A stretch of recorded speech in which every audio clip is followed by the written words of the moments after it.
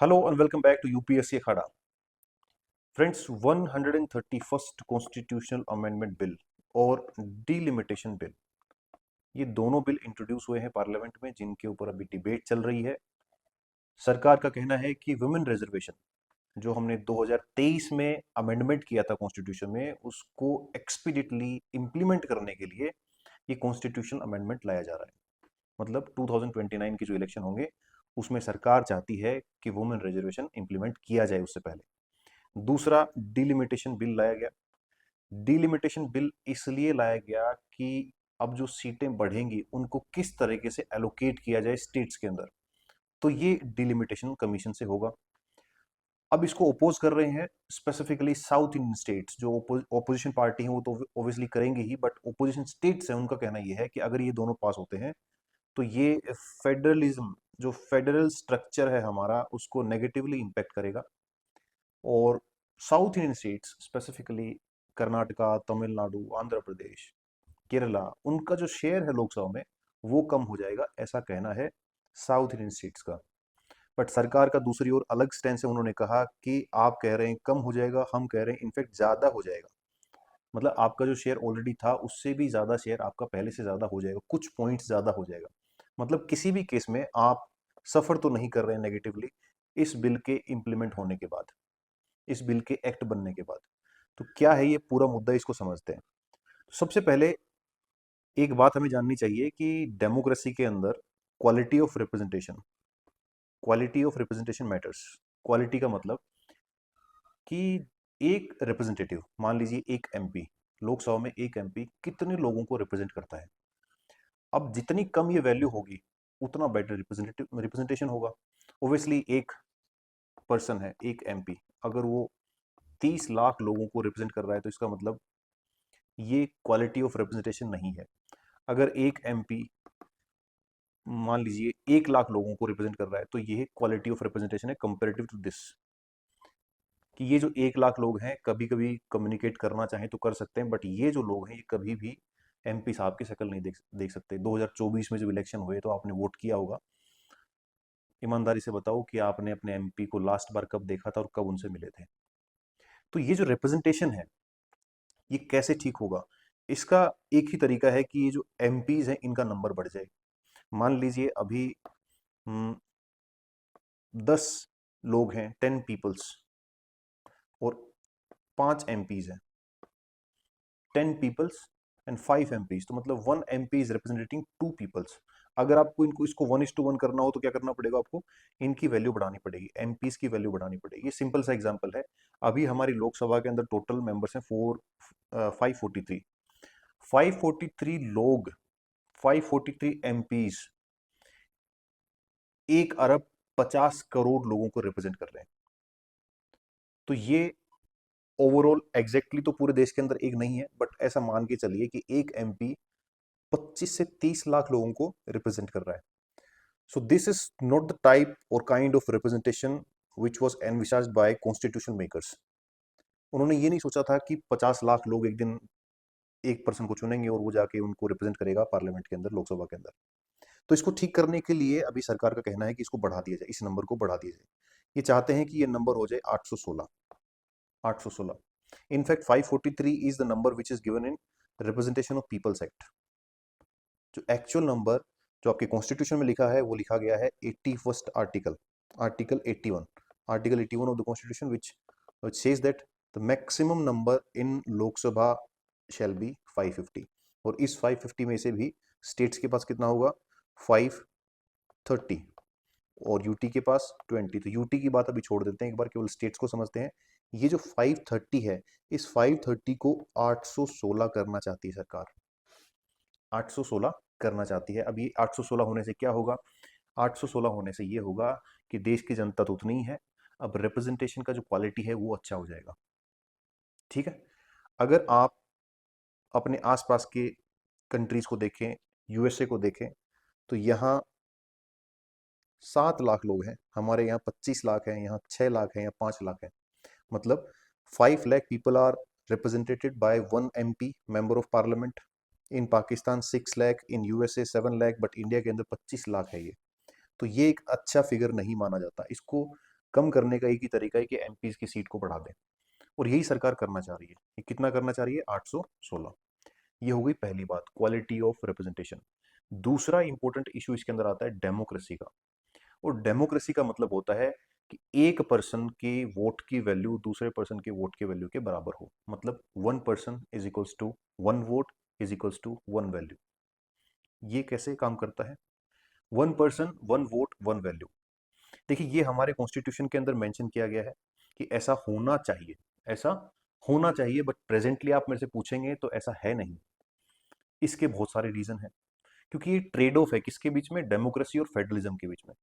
This is a trade off between democracy and federalism. Democracy को ठीक करें, अगर आप इसे डेमोक्रेसी कहते हैं तो मैं मानता हूं कि ये डेमोक्रेसी का एक इंपॉर्टेंट फैसेट है कि 1 पर्सन 1 वैल्यू 1 वोट ये होना चाहिए। तो ये है डेमोक्रेसी, दूसरी तरफ है फेडरलिज्म।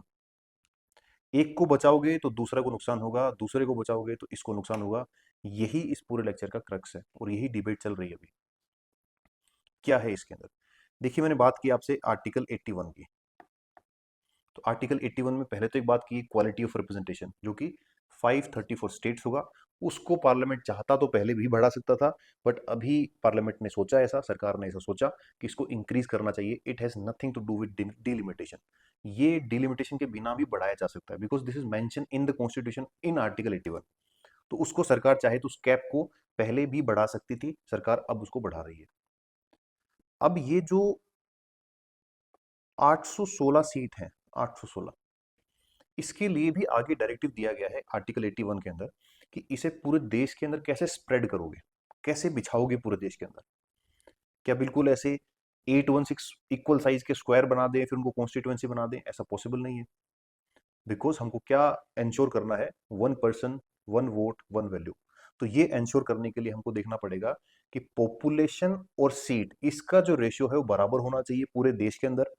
और फिर जिस स्टेट के अंदर इंश्योर हो गया, फाइनल हो गया कि ये जो सीट है ये इस पर्टिकुलर स्टेट को मिलेंगी, जैसे राजस्थान के पास 25 हैं, यूपी के पास 80 हैं, उस 80 को भी यूपी के अंदर इस तरीके से डिवाइड करे कि एक कॉन्स्टिट्यूएंसी के अंदर जो पॉपुलेशन है उसका रेशियो पूरी कॉन्स्टिट्यूएंसीज के साथ बराबर हो। ये कैसे इंश्योर होता है? देखो, ratio between the number of seats and the population of a state, it should be same for all state. ये सबके लिए बराबर होना चाहिए, पहली बात। दूसरा, the ratio between the population of each constituency in the number of and the number of seats allocated to the state should be the same. इसका सिंपल सा मतलब ये है, ये लीगल लैंग्वेज में आपको नहीं जाना, इसका सिंपल सा मतलब ये है कि अगर यहाँ इस एरिया में बहुत ज्यादा पॉपुलेशन है, पॉपुलेशन डेंसिटी ज्यादा है, तो इस केस में इस एरिया को ज्यादा सीट मिलेंगी। यहां आओगे पॉपुलेशन डेंसिटी कम है तो यहां सीट ऐसे मिलेंगे। तो मतलब ये एरिया के हिसाब से सीट नहीं बांटते हैं, ये बढ़ती हैं पॉपुलेशन के हिसाब से। और पॉपुलेशन के हिसाब से बांटोगे तभी तो आप इंश्योर कर पाओगे कि यहाँ के एक पर्सन के वोट की वैल्यू और यहाँ के एक पर्सन के वोट की वैल्यू बराबर है।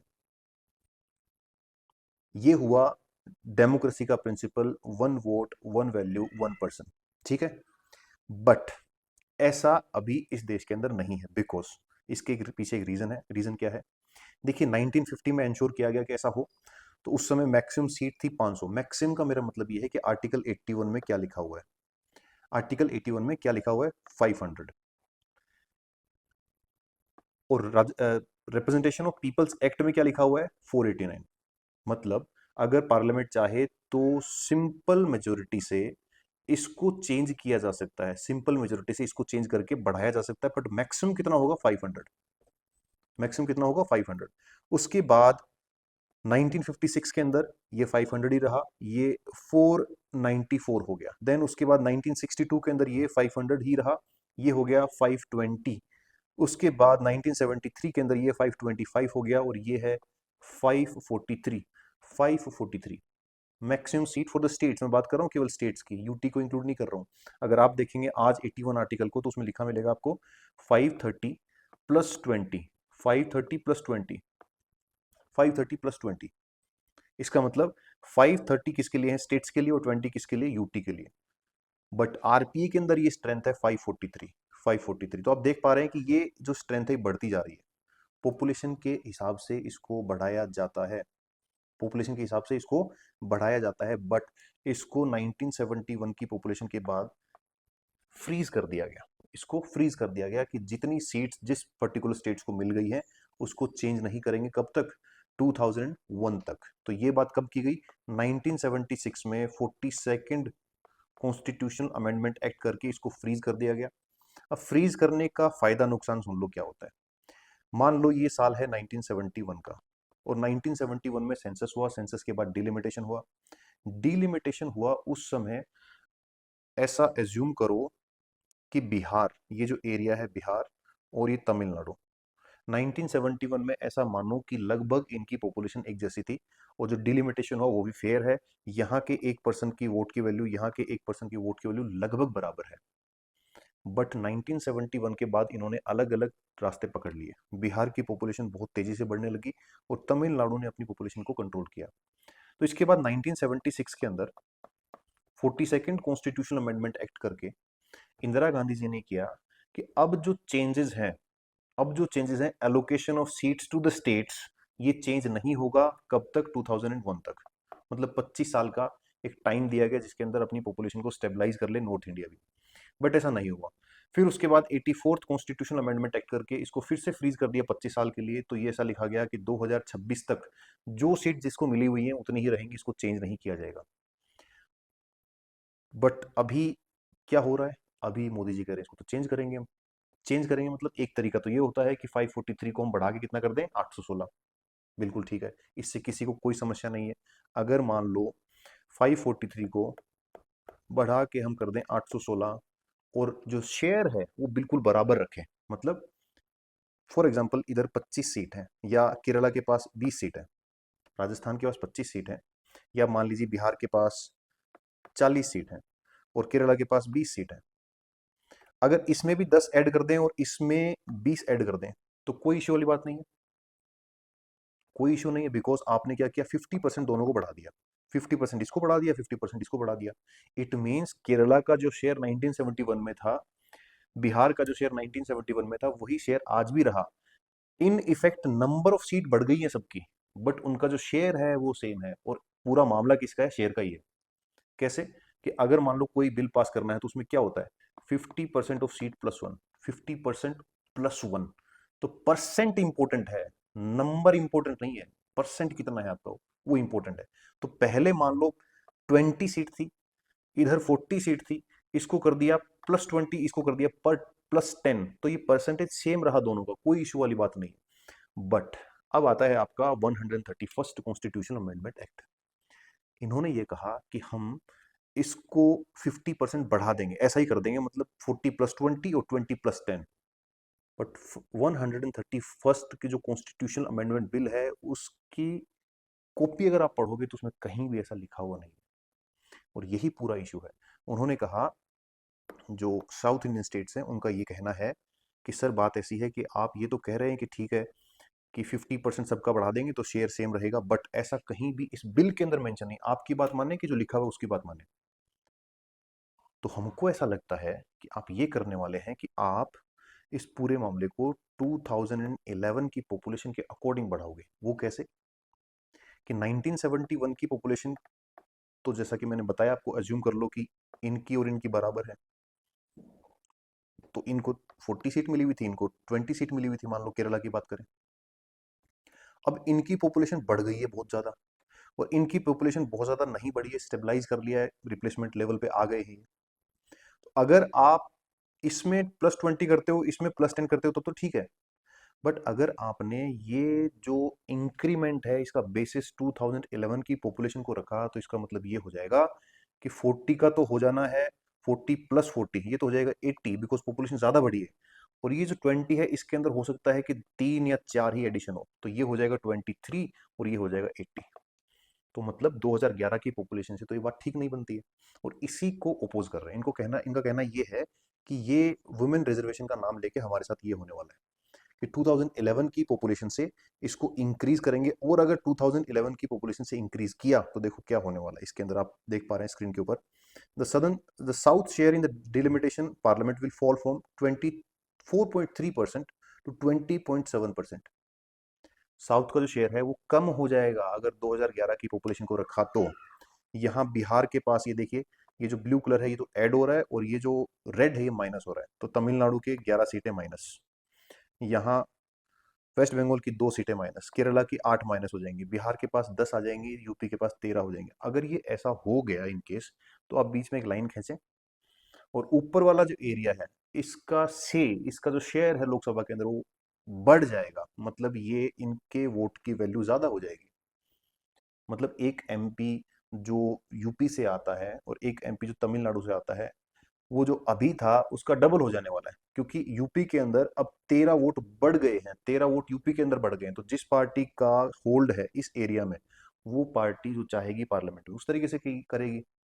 तो ये उन्होंने पूरा बताया कि देखो ईस्ट के साथ तो ये होने वाला है, हिंदी हर्टलैंड के पास 43.1% रहेगा, साउथ के पास जो 24% था ये हो जाएगा 20, हिंदी हर्टलैंड का 38 से 43 हो जाएगा। तो ये पूरा इशू इस बात पे है कि सरकार कह रही है कि बिल्कुल नहीं होगा, हम सीधा सीधा 40+20 कर रहे हैं, 20+10 कर रहे हैं, मतलब 50% इंक्रीज कर रहे हैं सब स्टेट का without any consideration, no population. ये कह रहे हैं कि नहीं आप बेवकूफ बना रहे हो, आप 2011 की सेंसस के हिसाब से करोगे। अब मैं आपसे पूछता हूं कि जब मैं डेमोक्रेसी की बात कर रहा था कि डेमोक्रेसी के अंदर 1 पर्सन 1 वोट 1 वैल्यू होना चाहिए, तो अगर उस बात को मानोगे तो 2011 के हिसाब से ही होना चाहिए, बिकॉज पॉपुलेशन के हिसाब से होगा तभी तो होगा कि यूपी के अंदर ज्यादा भीड़ है, ज्यादा डेंसिटी, तो इनकी सीटें बढ़ाओ, इनकी डेंसिटी कम है तो इनकी कम होंगी। सिंपल सी बात है। अगर उस प्रिंसिपल को आप प्रायोरिटी देते हो तो obviously south southern state will lose, whether it is 2011 और 2026, जो भी पॉपुलेशन के बेसिस पे आप कर लो उनको घाटा ही होगा compare to north Indian states. तीसरा प्रिंसिपल आपका फेडरलिज्म का, ये जो लाइन खींच रखी है फेडरलिज्म की, अगर आपने डेमोक्रेसी को बचाया तो फेडरलिज्म विल लूज। इसका मतलब ये हुआ कि सदर्न स्टेट्स हैं उनको नुकसान होगा, नॉर्दर्न स्टेट्स हैं उनको फायदा होगा। तो this is against against federalism. अगर ऐसा नहीं करते हो तो डेमोक्रेटिक नहीं है, क्योंकि इसका मतलब ये हुआ कि केरला के 1% के वोट के वैल्यू और यूपी के 2% के वोट के वैल्यू बराबर है। तो अब ये ट्रेड ऑफ हो गया कि आप डेमोक्रेसी को बचाओगे कि फेडरलिज्म को। आपको क्या लगता है किसको बचाना चाहिए? अगर पूरे बात की समरी को देखें तो 131st amendment bill attempts to expand parliament to accommodate a growing nation without altering the delicate federal balance establish in 1971। ये सरकार का कहना है ऐसा कि हम बिना कुछ छेड़े 1971 के हिसाब से ही +50% कर देंगे सबको। ठीक है, तो जो शेयर 1971 में था वो आज भी रहेगा। अनरिजोल्व पैराडॉक्स क्या है? While the 50% model saves federalism, ये 50% वाला मॉडल से फेडरलिज्म को तो ठीक है, कोई दिक्कत नहीं होगी, but it protects, it does not solve the democratic deficit, but इससे डेमोक्रेसी का नुकसान होता है। The value of vote in Uttar Pradesh will continue to be mathematically worthless then vote in Tamil Nadu because MPs in north will still represent a far larger constituencies. तो अब बात ये, question ये बनता है, the delimitation debate forces us to ask a difficult question about our democracy, what is more important, ensuring every citizen vote carries the exact same mathematical weight, or ensuring that states who follow national policies aren't politically marginalized? क्या हम सबकी vote की value बराबर कर दें, या हम ये ध्यान रखें कि जिन्होंने पॉपुलेशन कंट्रोल मेजर्स इंप्लीमेंट किए थे, जिन्होंने इस काम में सेंट्रल गवर्नमेंट की बात मानी थी, उनको पेनलाइज ना करें? अब सरकार का कहना है कि हम किसको प्रेफर कर रहे हैं, फेडरलिज्म को, और साउथ इंडियन स्टेट्स को कहना है कि आप फेडरलिज्म को प्रेफर नहीं कर रहे, आप हमें पनिश करेंगे क्योंकि हमने पॉपुलेशन कंट्रोल मेजर्स को इंप्लीमेंट किया था। अब देखना यह है कि ये दोनों बिल पास होने के बाद, हालांकि इसके साथ तीसरा भी एक बिल है, वो पास होने के बाद क्या एक्चुअल पिक्चर सामने आती है। ठीक है, तो ये बहुत इंपॉर्टेंट है आपके एग्जाम के लिए। आप इसके आर्टिकल्स को भी देख ले एक बार क्या है इनके अंदर, और डिलिमिटेशन कमीशन के मेंबर्स क्या होते हैं, ये सारा डिस्कशन क्लासरूम में करते ही रहते हैं, तो इसको देख लीजिए, बहुत इंपॉर्टेंट है। See you in the next class, till then bye bye.